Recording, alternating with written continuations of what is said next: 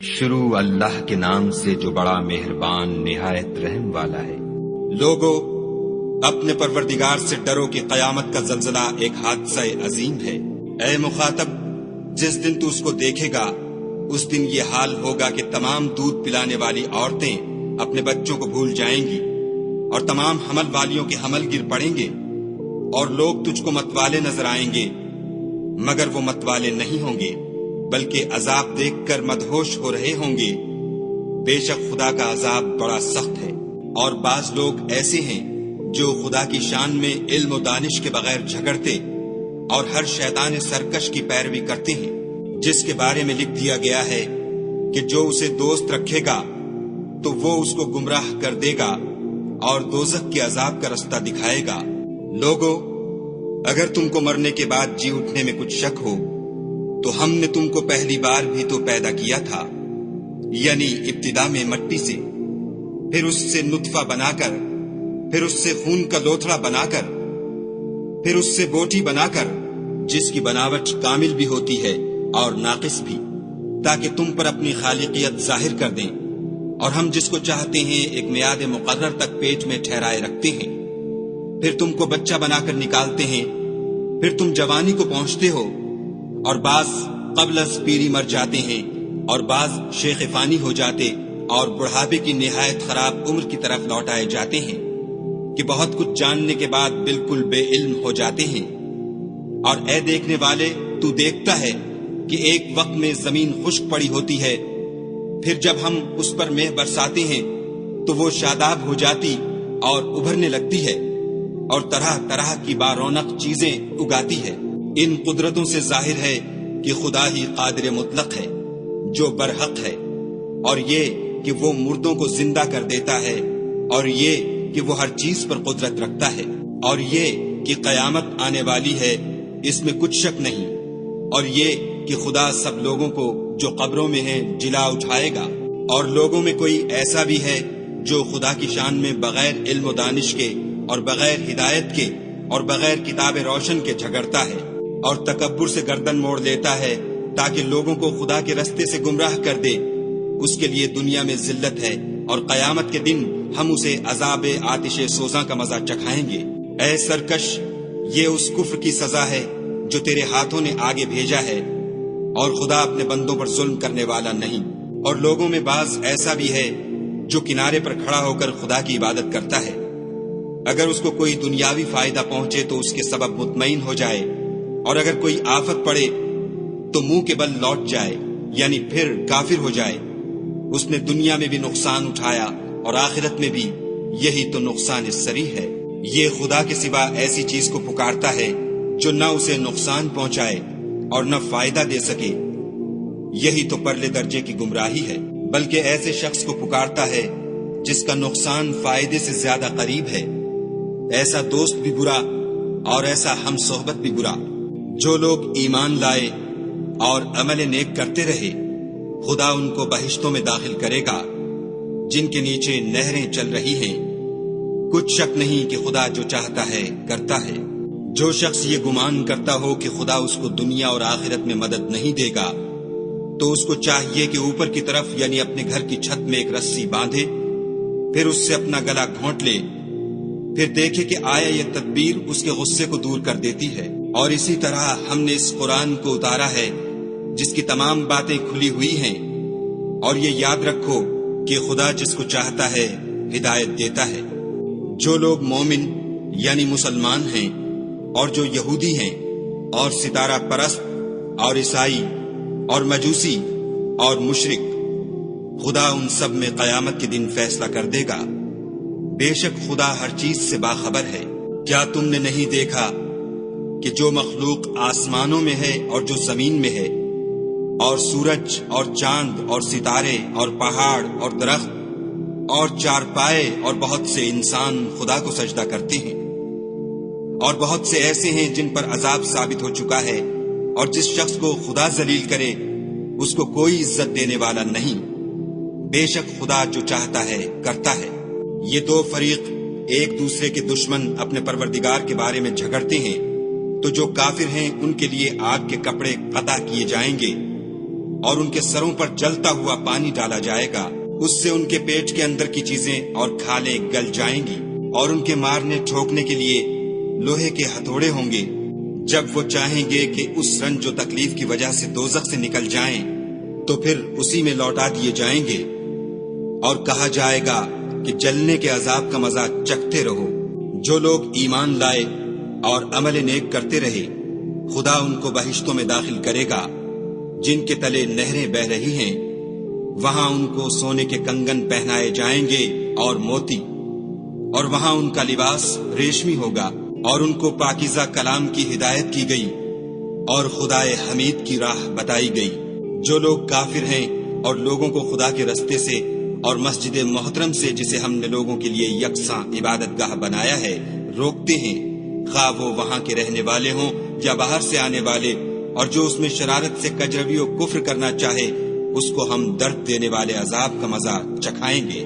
اور ایک وقت تھا جب ہم نے ابراہیم کے لیے خانہ کعبہ کو مقام مقرر کیا اور ارشاد فرمایا کہ میرے ساتھ کسی چیز کو شریک نہ کیجو، اور طواف کرنے والوں اور قیام کرنے والوں اور رکوع کرنے والوں اور سجدہ کرنے والوں کے لیے میرے گھر کو صاف رکھا کرو، اور لوگوں میں حج کے لیے ندا کر دو کہ تمہاری طرف پیدل اور دبلے دبلے اونٹوں پر جو دور دراز رستوں سے چلے آتے ہوں سوار ہو کر چلے آئیں، تاکہ اپنے فائدے کے کاموں کے لیے حاضر ہوں، اور قربانی کے ایام معلوم میں 4 پایہ مویشی کے ذبح کے وقت جو خدا نے ان کو دیے ہیں ان پر خدا کا نام لیں، اس میں سے تم خود بھی کھاؤ اور فقیر درماندہ کو بھی کھلاؤ۔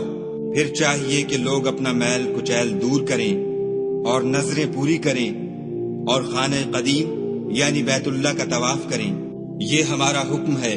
اور جو شخص ادب کی چیزوں کی جو خدا نے مقرر کی ہیں عظمت رکھے تو یہ پروردگار کے نزدیک اس کے حق میں بہتر ہے۔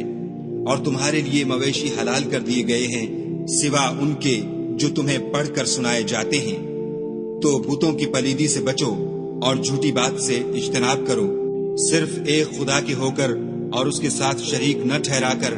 اور جو شخص کسی کو خدا کے ساتھ شریک مقرر کرے تو وہ گویا ایسا ہے جیسے آسمان سے گر پڑے، پھر اس کو پرندے اچک لے جائیں یا ہوا کسی دور جگہ اڑا کر پھینک دے، یہ ہمارا حکم ہے۔ اور جو شخص ادب کی چیزوں کی جو خدا نے مقرر کی ہیں عظمت رکھے تو یہ فعل دلوں کی پرہیزگاری میں سے ہے۔ ان میں ایک وقت مقرر تک تمہارے لیے فائدے ہیں، پھر ان کو خانہ قدیم یعنی بیت اللہ تک پہنچنا اور ذبح ہونا ہے۔ اور ہم نے ہر ایک امت کے لیے قربانی کا طریق مقرر کر دیا ہے، تاکہ جو مویشی 4 پائے خدا نے ان کو دیے ہیں ان کے ذبح کرنے کے وقت ان پر خدا کا نام لیں۔ سو تمہارا معبود ایک ہی ہے، تو اسی کے فرما بردار ہو جاؤ اور عاجزی کرنے والوں کو خوشخبری سنا دو۔ یہ وہ لوگ ہیں کہ جب خدا کا نام لیا جاتا ہے تو ان کے دل ڈر جاتے ہیں، اور جب ان پر مصیبت پڑتی ہے تو صبر کرتے ہیں اور نماز آداب سے پڑھتے ہیں، اور جو مال ہم نے ان کو عطا فرمایا ہے اس میں سے نیک کاموں میں خرچ کرتے ہیں۔ اور قربانی کے اونٹوں کو بھی ہم نے تمہارے لیے شعائر خدا مقرر کیا ہے، ان میں تمہارے لیے فائدے ہیں، تو قربانی کرنے کے وقت قطار باندھ کر ان پر خدا کا نام لو۔ جب پہلو کے بل گر پڑیں تو ان میں سے کھاؤ، اور قناعت سے بیٹھ رہنے والوں اور سوال کرنے والوں کو بھی کھلاؤ۔ اس طرح ہم نے ان کو تمہارے زیر فرمان کر دیا ہے تاکہ تم شکر کرو۔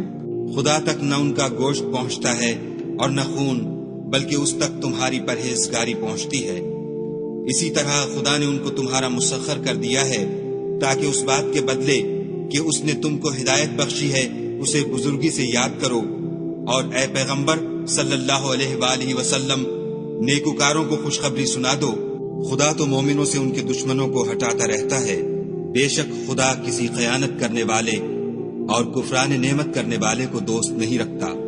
جن مسلمانوں سے خواہ لڑائی کی جاتی ہے ان کو اجازت ہے کہ وہ بھی لڑیں، کیونکہ ان پر ظلم ہو رہا ہے، اور خدا ان کی مدد کرے گا، وہ یقیناً ان کی مدد پر قادر ہے۔ یہ وہ لوگ ہیں کہ اپنے گھروں سے ناحق نکال دیے گئے، انہوں نے کچھ قصور نہیں کیا، ہاں یہ کہتے ہیں کہ ہمارا پروردگار خدا ہے۔ اور اگر خدا لوگوں کو ایک دوسرے سے نہ ہٹاتا رہتا تو راہبوں کے صومعے اور عیسائیوں کے گرجے اور یہودیوں کے عبادت خانے اور مسلمانوں کی مسجدیں جن میں خدا کا بہت سا ذکر کیا جاتا ہے گرائی جا چکی ہوتی، اور جو شخص خدا کی مدد کرتا ہے خدا اس کی ضرور مدد کرتا ہے، بے شک خدا توانا اور غالب ہے۔ یہ وہ لوگ ہیں کہ اگر ہم ان کو ملک میں دسترس دیں تو نماز پڑھیں اور زکوٰۃ ادا کریں اور نیک کام کرنے کا حکم دیں اور برے کاموں سے منع کریں، اور سب کاموں کا انجام خدا ہی کے اختیار میں ہے۔ اور اگر یہ لوگ تم کو جھٹلاتے ہیں تو ان سے پہلے نوح کی قوم اور عاد اور سمود بھی اپنے پیغمبروں کو جھٹلا چکے ہیں، اور قوم ابراہیم اور قوم لوط بھی، اور مدین کے رہنے والے بھی، اور موسیٰ بھی تو جھٹلائے جا چکے ہیں۔ لیکن میں کافروں کو مہلت دیتا رہا، پھر ان کو پکڑ لیا، تو دیکھ لو کہ میرا عذاب کیسا سخت تھا۔ اور بہت سی بستیاں ہیں کہ ہم نے ان کو تباہ کر ڈالا کہ وہ نافرمان تھیں، سو وہ اپنی چھتوں پر گری پڑی ہیں، اور بہت سے کنویں بیکار اور بہت سے محل ویران پڑے ہیں۔ کیا ان لوگوں نے ملک میں سیر نہیں کی تاکہ ان کے دل ایسے ہوتے کہ ان سے سمجھ سکتے، اور کان ایسے ہوتے کہ ان سے سن سکتے؟ بات یہ ہے کہ آنکھیں اندھی نہیں ہوتی، بلکہ دل جو سینوں میں ہیں وہ اندھے ہوتے ہیں۔ اور یہ لوگ تم سے عذاب کے لیے جلدی کر رہے ہیں، اور خدا اپنا وعدہ ہرگز خلاف نہیں کرے گا۔ اور بے شک تمہارے پروردگار کے نزدیک ایک روز تمہارے حساب کے روح سے 1000 برس کے برابر ہے۔ اور بہت سی بستیاں ہیں کہ میں ان کو مہلت دیتا رہا اور وہ نافرمان تھیں، پھر میں نے ان کو پکڑ لیا اور میری ہی طرف لوٹ کر آنا ہے۔ اے پیغمبر صلی اللہ علیہ وآلہ وسلم، کہہ دو کہ لوگو میں تم کو کھلم کھلا نصیحت کرنے والا ہوں۔ تو جو لوگ ایمان لائے اور کام نیک کیے ان کے لیے بخشش اور آبرو کی روزی ہے، اور جن لوگوں نے ہماری آیتوں میں اپنے ذوق باطل میں ہمیں عاجز کرنے کے لیے سعی کی وہ اہل دوزخ ہیں۔ اور ہم نے تم سے پہلے کوئی رسول اور نبی نہیں بھیجا مگر اس کا یہ حال تھا کہ جب وہ کوئی آرزو کرتا تھا تو شیطان اس کی آرزو میں وسوسہ ڈال دیتا تھا، تو جو وسوسہ شیطان ڈالتا ہے خدا اس کو دور کر دیتا ہے، پھر خدا اپنی آیتوں کو مضبوط کر دیتا ہے، اور خدا علم والا اور حکمت والا ہے۔ غرض اس سے یہ ہے کہ جو وسوسہ شیطان ڈالتا ہے اس کو ان لوگوں کے لیے جن کے دلوں میں بیماری ہے اور جن کے دل سخت ہیں ذریعہ آزمائش ٹھہرائے۔ بے شک ظالم پرلے درجے کی مخالفت میں ہیں۔ اور یہ بھی غرض ہے کہ جن لوگوں کو علم عطا ہوا ہے وہ جان لیں کہ وہ یعنی وہی تمہارے پروردگار کی طرف سے حق ہے، تو وہ اس پر ایمان لائیں اور ان کے دل خدا کے آگے عاجزی کریں۔ اور جو لوگ ایمان لائے ہیں خدا ان کو سیدھے رستے کی طرف ہدایت کرتا ہے۔ اور کافر لوگ ہمیشہ اس سے شک میں رہیں گے یہاں تک کہ قیامت ان پر ناگہاں آ جائے یا ایک نامبارک دن کا عذاب ان پر آ واقع ہو۔ اس روز بادشاہی خدا ہی کی ہوگی اور وہ ان میں فیصلہ کر دے گا۔ تو جو لوگ ایمان لائے اور عمل نیک کرتے رہے وہ نعمت کے باغوں میں ہوں گے، اور جو کافر ہوئے اور ہماری آیتوں کو جھٹلاتے رہے ان کے لیے ذلیل کرنے والا عذاب ہوگا۔ اور جن لوگوں نے خدا کی راہ میں ہجرت کی پھر مارے گئے یا مر گئے ان کو خدا اچھی روزی دے گا، اور بے شک خدا سب سے بہتر رزق دینے والا ہے۔ وہ ان کو ایسے مقام میں داخل کرے گا جسے وہ پسند کریں گے، اور خدا تو جاننے والا اور بردبار ہے۔ یہ بات خدا کے ہاں ٹھہر چکی ہے، اور جو شخص کسی کو اتنی ہی ایذا دے جتنی ایذا اس کو دی گئی، پھر اس شخص پر زیادتی کی جائے تو خدا اس کی مدد کرے گا۔ بے شک خدا معاف کرنے والا اور بخشنے والا ہے۔ یہ اس لیے کہ خدا رات کو دن میں داخل کرتا ہے اور دن کو رات میں داخل کرتا ہے، اور خدا تو سننے والا دیکھنے والا ہے۔ یہ اس لیے کہ خدا ہی برحق ہے، اور جس چیز کو کافر خدا کے سوا پکارتے ہیں وہ باطل ہے، اور اس لیے کہ خدا رفیع الشان اور بڑا ہے۔ کیا تم نہیں دیکھتے کہ خدا آسمان سے مے برساتا ہے تو زمین سرسبز ہو جاتی ہے؟ بے شک خدا مہربان اور خبردار ہے۔ جو کچھ آسمانوں میں ہے اور جو کچھ زمین میں ہے اسی کا ہے، اور بے شک خدا بے نیاز اور قابل ستائش ہے۔